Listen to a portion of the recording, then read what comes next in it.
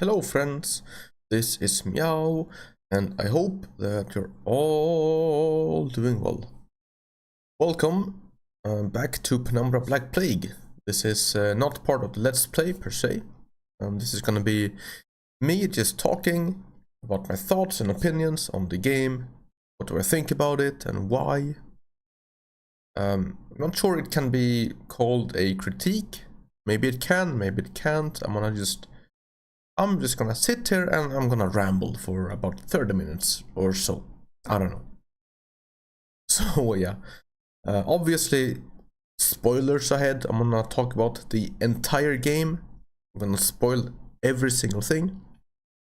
If you somehow found your way here without watching my Let's Play, or you've played the game yourself, then leave now and go play the game yourself before you watch this video. I'll just give you a little bit of like a quick word, right? I think this game is good. There you go. Go away, go buy it, go play it, then come back. Remember to come back and like the video. I'm kidding. I'm not kidding, actually. Come back and like the video. So yeah. I guess I'll start with saying that I think that this game is a massive improvement over the first game. This game is a lot better in many areas. It does have a lot of flaws, unfortunately, and some flaws that are present in the first game as well. You know, it is a big improvement overall. So I have a little list here with good things and bad things. I hope I haven't forgotten anything on the list. Well, I mean, I hope I didn't forget anything while writing the list, but I probably did. So, yeah, like I said, this is not really like a full-blown, well thought out critique, right? Like I just spent five minutes writing this list. So, yeah, let's begin with the good. So, the atmosphere. The atmosphere in this game is a lot. Oh, also, I will of course be comparing this game quite a lot to the first one, because this is a sequel. So, you know, I'm gonna compare it a lot. So the atmosphere is so much better in this game compared to the first. And part of this is thanks to the music. The enemies' music and the ambient music. It is all so much better. In the first game, the music was not really... It didn't really invoke any sort of tension or fear in me. Well, I mean, it sort of did, but it didn't really. It did at first, but then once I got used to the game and the enemies, it sort of ruined this fear. But in this game, the atmosphere and the music is so much better. It is so much more tense, you know. Right from the first thing you do in this game, the moment you start this game, it's like, damn, dude, this is so much more intense than the first game. Like right off the bat, you're like, oh my god, they really improved this aspect here. And sorry, but it keeps up throughout the whole game. Like, you will just like crawl through a corridor and you will have this really sort of weird, creepy soundtrack playing, and it's so good. So good. And just like the first game, since it's a sequel, you know, you're in the same kinds of environments, although they are a bit different here, for some reasons, but mostly you'll be crawling through like tunnels and corridors and like old, abandoned,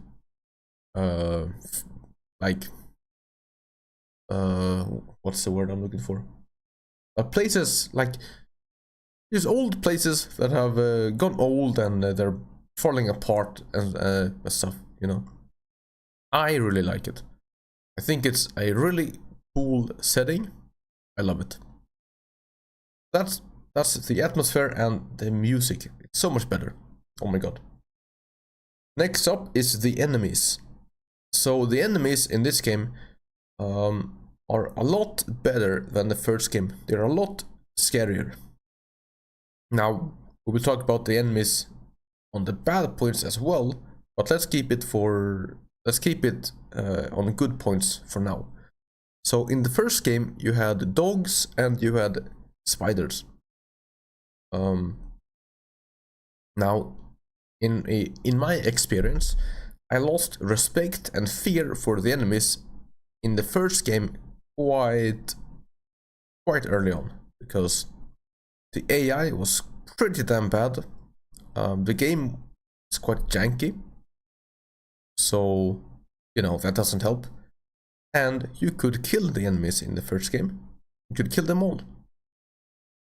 And of course, accompanied by the lackluster music, you know, you just sort of lost fear for them early on. And once you lose its fear for the enemies, like all the fear in the game is basically gone at that point. So, but this game is a lot better in this aspect because you cannot kill the enemies and they just look and feel and sound a lot more intimidating, you know? Like, the enemies in this game, they are of course these humanoid sort of things, right? They will chase you down, they will run around with flashlights and crowbars, and bro, let me tell you, running away from an enemy and seeing his flashlight like go up and down as he's running after you, flashing it against your back. That is insane. That is so scary, man. So scary. So the enemies are so much better. It's a big step up in this game. Next up, the gravity engine is a lot better, but it's still quite janky.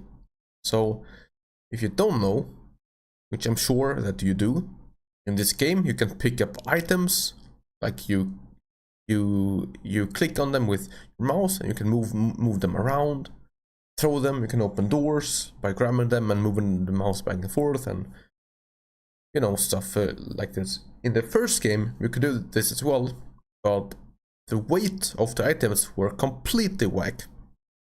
Depending on where you grab an item, its weight will be different than if you would grab the item at a different point, basically. So if you would grab a door by its handle, it would be easier to open than it would be if you would grab the door by the hinges. Now this makes sense, but it doesn't make for good gameplay. It just makes it janky as hell. And spinning wheels in this game, oh my god, man, it's a pain. It is better. The weight of items is a lot more even, and they're easier to move around, but it's still quite janky. It's better, but it's still janky, unfortunately. Next up is the voice acting. The voice acting is really good. Really good. You will be listening to 2 characters in this game. If I remember, well, I mean 3, but really 2. There's a 3rd one near the end. You will be listening to Clarence, and you will be listening to Amabel, who I called my girlfriend, which I thought was funny. Both of those does a really good job. Clarence has this really sort of raspy voice that and tone that, like, he just sounds sleazy. You know what I mean? It's like, do you know that I don't know. Do you know that actor? I don't know his name. He often plays like bad guys, like really sleazy guys. It's like blonde guy. He has his hair like slicked back. Like he just looks like he just has this really sleazy look, right? That's the sort of face that I imagine when I hear Clarence's voice. He just has this sound, this tone that you just go, ugh. I hate this guy. I really don't like this guy at all. And he's a despicable character. There's not a single redeeming quality of Clarence. It's pretty crazy, actually. But he does a great job. Like, you will hate him. You hate him. From the first moment you hear him, it's like, oh my god, bad vibes, all like bad vibes straight off the bat. And you'll realize that, yeah, bad vibes, definitely. Then we have Amabel, who is the complete opposite. The complete opposite. She has this really sort of pleasant, smooth voice with some sort of a British accent, I think.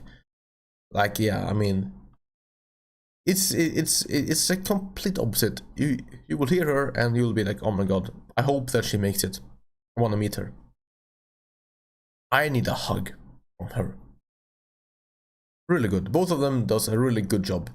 And then the third voice actor, I don't really know. Like, I can't really comment on that, to be honest. It's the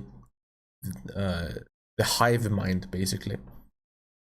I mean, there's like so many filters on his voice and so much sound going on that, I don't know, doesn't really stand out as Clarence and Amabel does. Me. Next up is the story. This game picks up right where the first one ends, and it wraps up pretty nicely. Now this is where we're gonna start getting into the negatives as well, but first let's keep it to the good. So I did like, in a way, like I liked it and I didn't like it, but I guess I'll say for now that I liked how it ended narratively. Like, in terms of narration, I think it was a cool ending. It was cool. Liked it. But I'm also a bit confused about the ending, because I don't know if I had multiple choices. I do not know if this game has multiple endings or not. You know what I'm gonna do?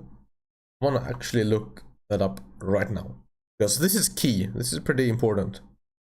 Let's see. Penumbra, Black Plague. Black Plague. Does it have multiple endings? Let's see. The game and the series. Oh, wait, that's for wait. Let's see. Here we go. Is it true that Black Plague has 2 endings? No. Okay, so Black Plague has 1 ending. Okay, that's key. Good to know. In that case, I like it more than I would have if it did have multiple endings. Though the game does really make it out that there are multiple endings.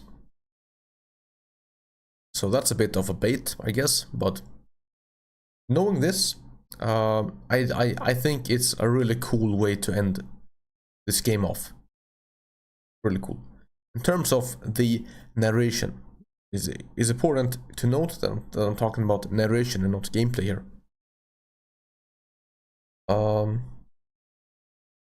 So that's the good things that I have written down. Now let's go over to the bad things.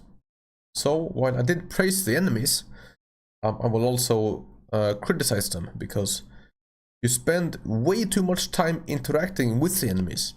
And while they are a lot better than the first game, it's still quite an old game. It's dated, it's janky. The enemies does not have anywhere close to enough depth to warrant you spending this much time interacting with them. The problem is that the enemies are so easy to deal with. They are so easy to navigate around and make them look like fools, you know. And this happens, like you will realize how easy it is to deal with these enemies, and you will lose all fear for them, because the game has you spending so much time with the enemies. And it's not even like you know, like an enemy is chasing you throughout the hallway and you're just running away, right? The game puts you and the enemy in the same room, and you have to sort of like jump, like run around in a circle avoiding him and do things at the same time. Like, it's just weird, man. is a complete and utter failure in design. I really think they fumbled the ball. They dropped the ball so hard in this aspect because the game is so scary right up until it isn't. And this happens because you spend so much time interacting with the enemies up close and personal. They should have used the enemies a lot more sparingly and with a lot more carefully crafted situations. The game should have done its best to hide the enemies, right? Like use them as little as possible. But it doesn't. It does the opposite. I mean, in the end, right?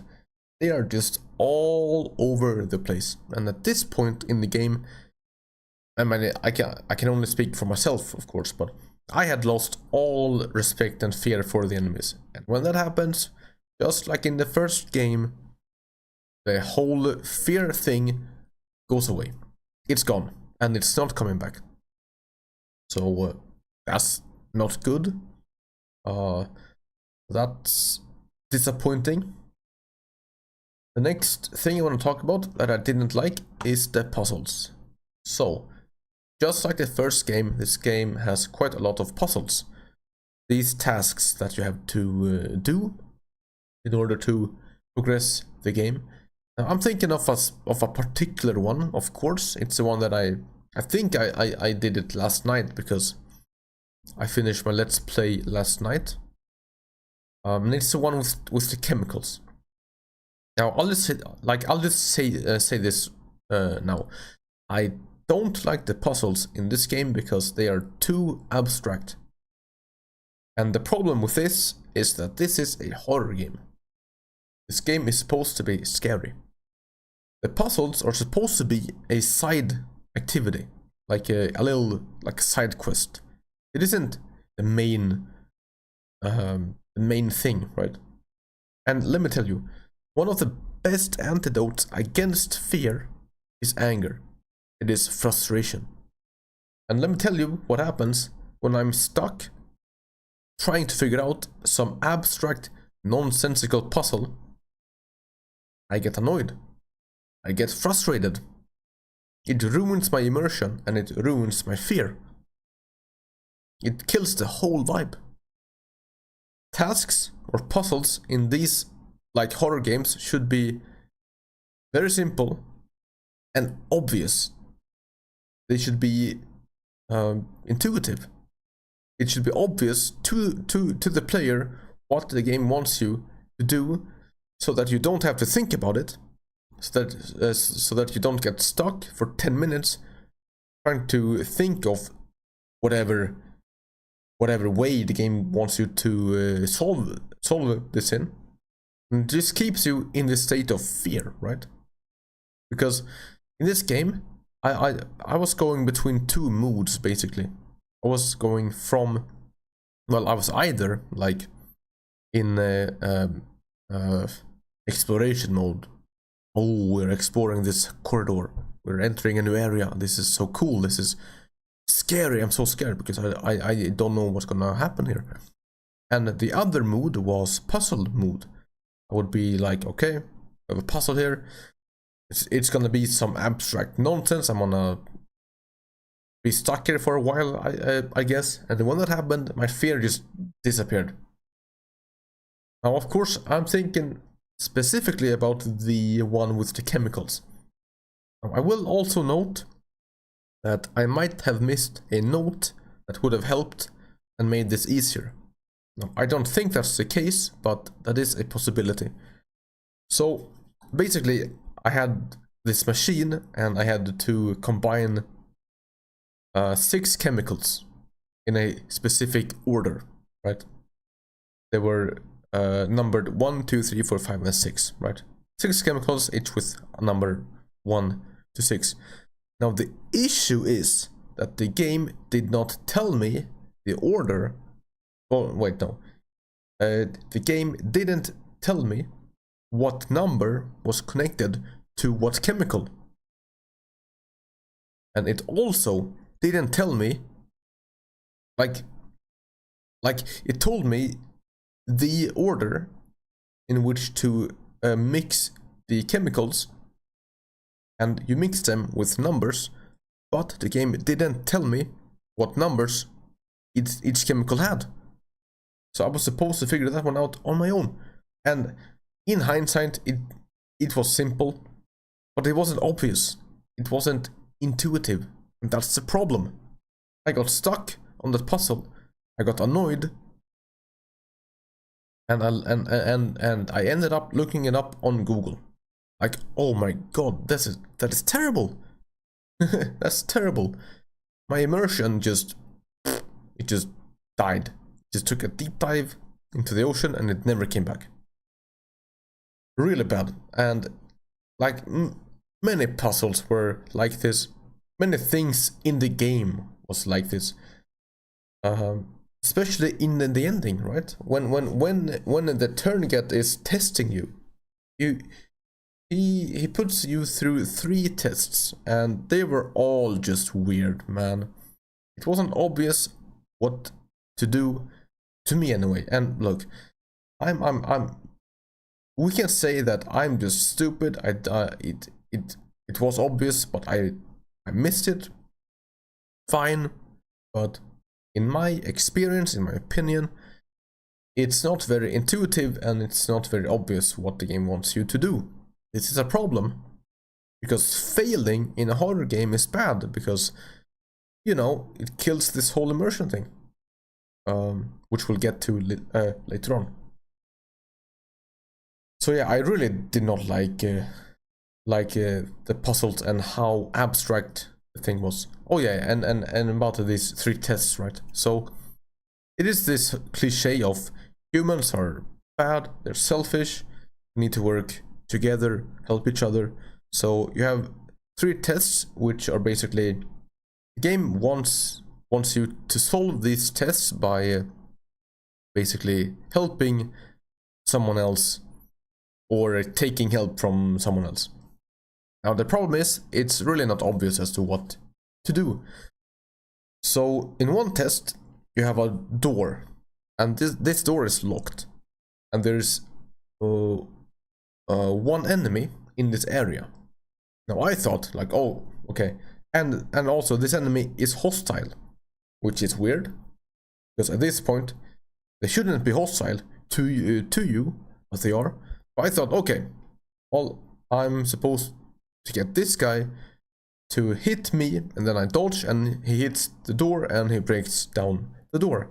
I try that, it doesn't work. I'm like, okay, well, what if he hits? Okay, if I stand by the door and he hits me, maybe that'll work, because the game is so janky, right? Maybe that's what I have to do. I try that, it doesn't work. Now throughout this area there are, I think, 3 levers, right? 3 different levers, and I pulled the first one just to see what would happen, and that would cause some like really hot steam to come out from a pipe. I try the next lever, and the same thing happens. Steam comes out from a pipe. Now you can kill the enemy with this steam, right? And then the third lever is a bit more hidden, and of course, stupid me, I think, well, the first 2 levers, they caused steam to come out from a pipe, so the third one, it's probably gonna be the same. Pull that, and no, it doesn't cause steam to come out from some pipe, it causes a bell to just ring, and this bell causes the enemy to break down the door. It's like, what are you talking about, dude? Why would you do that? Like, it's so weird, man. It's like, it's just so unintuitive. Like, I failed this test because I did not understand. I killed the enemy because I thought, well, I mean, I can't get him to break down this door. Like, am I supposed to kill him? Like, I don't know. So I killed him, and then I failed, and I was like, well, I guess that wasn't it. Like, I failed the test because I didn't understand. It was some, like, it just was just stupid. And And the other tests were like that as well. I don't see how you're supposed to solve them without failing first. I really did not like how they handled the puzzles. So the next thing I wanna talk about is Clarence. While I did praise his voice actor, I'm not sure I like how they implemented the character. So if you don't know, and what the hell, but Clarence is basically a character in your head. He's a voice in your head. He talks to you throughout the game. Yeah, I mean, yeah, that's it. Now, while I like his character, I don't know if it's a good idea to have someone comment throughout your playthrough, because this is supposed to be a horror game, right? I'm supposed to be afraid.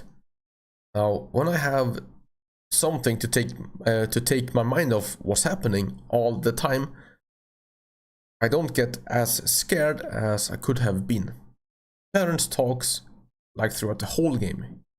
He will comment on events, things you do, this and that, and like I just felt like I never really had the time to just sit down and just come to my own thoughts and opinions and conclusions about things that happened. It's like something major would happen, and then you would just get Clarence coming in. It's like, oh well, I mean, it is funny and it is cool, but it's like I think that horror games should give the player a lot of space to scare themselves, because you know the famous saying. Well, I think it's a famous saying anyway. You cannot beat your own imagination. No, wait, hang on. You cannot beat your audience's imagination. Whatever you put in the game, it's gonna be a letdown compared to the player's imagination. Something like that, anyway. And yeah, I just and the first game did this had this issue as well, but in a different way.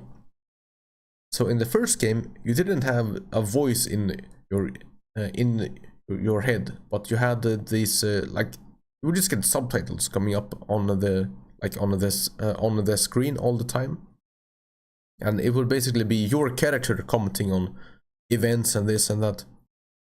Now that was pretty bad, because it was the exact same issue. It's like, give me time and space to just think for myself, you know.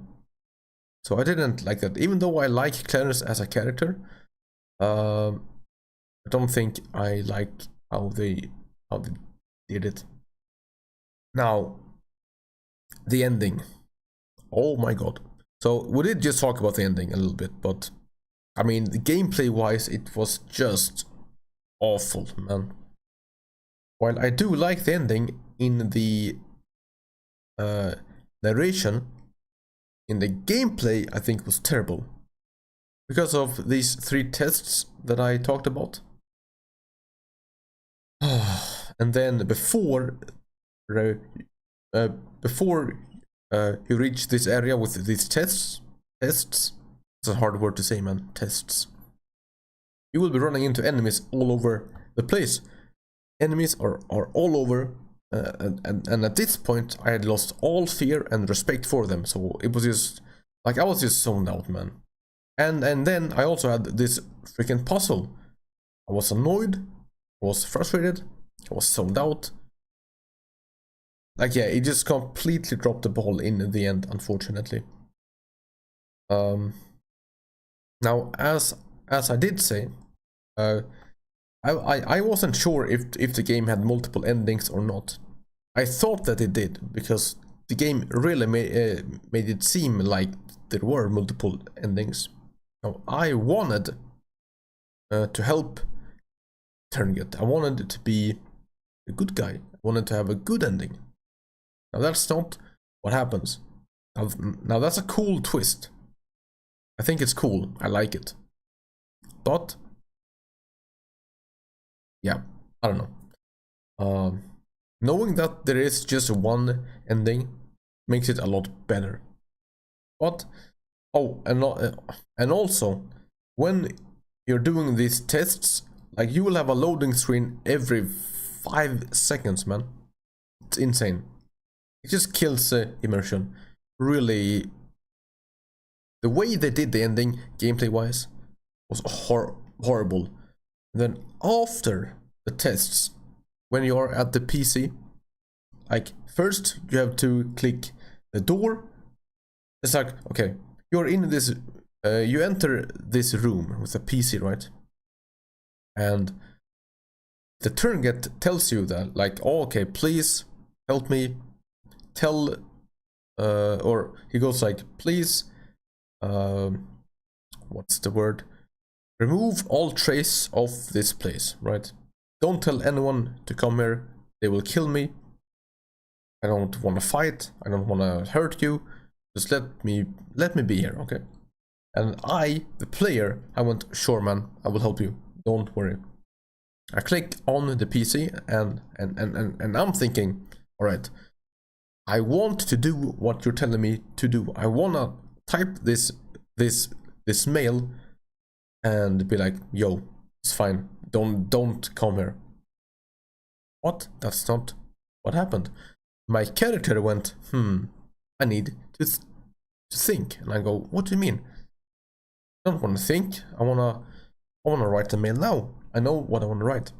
And then I have to click a door and try to leave. And then the game puts you back in that room.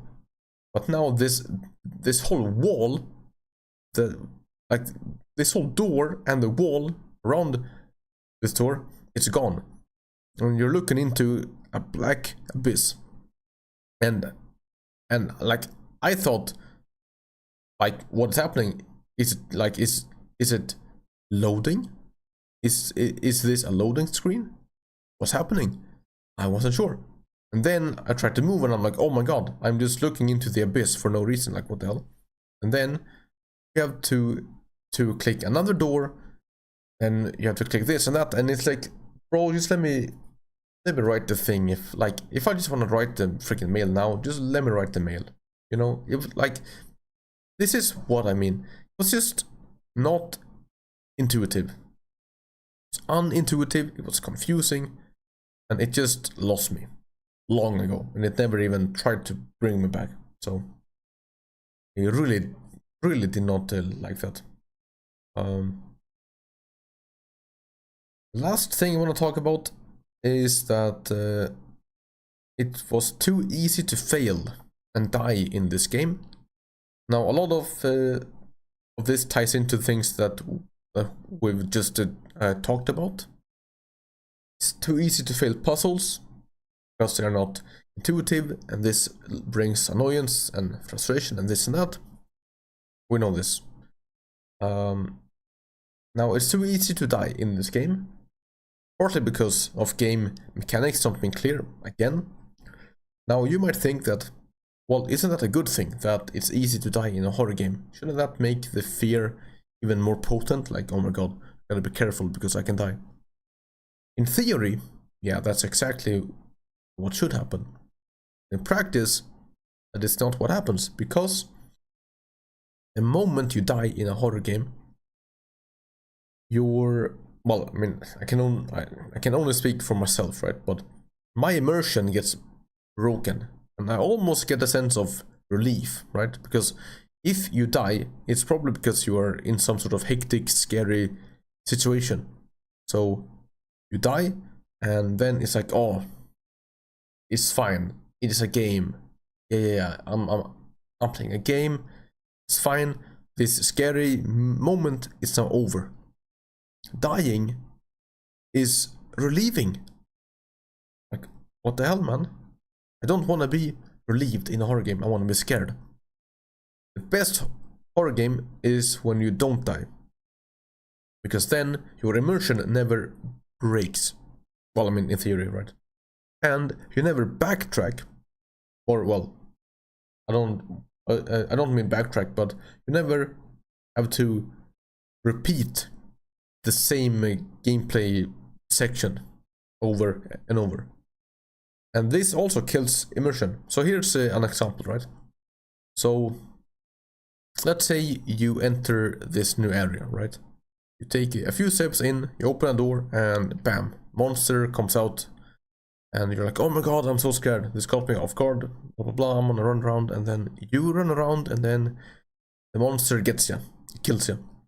Now, the game puts you back outside this this area, and you're like, oh my god, okay, phew.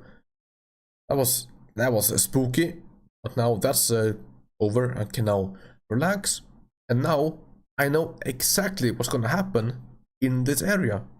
This scare that just happened is no longer gonna work, because I know that it's there.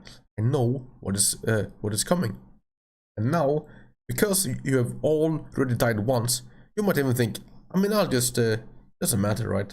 I've already died once. I'll just like, obviously the thing that I did just now, it did not work, so I'll try this thing.